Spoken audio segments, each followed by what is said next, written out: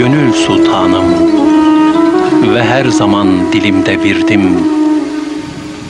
Başımın zümrütten tacı, sultanım, efendim, ayrılmaz bendenim, sayende kulluğa erdim. Bir mücrim olsam da sana hayranım efendim. Kime baksam, kimi görsem gönlüm hep sendedir. Kulun boynundaki tasmasıyla bir bendedir. Onu almak, onu satmak senin elindedir. Işığım, ziyam, rehberim, bürhanım efendim. Ne dizimde takat, ne irademde fer kaldı. Şu biten hayatımdan bir sürü keder kaldı.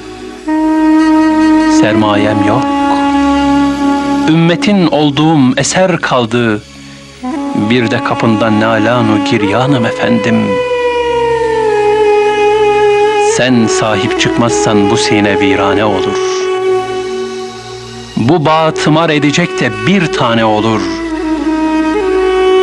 Keremkânım, bir de bana lütfetsen ne olur? Gözde nurum, tende canım, cananım efendim.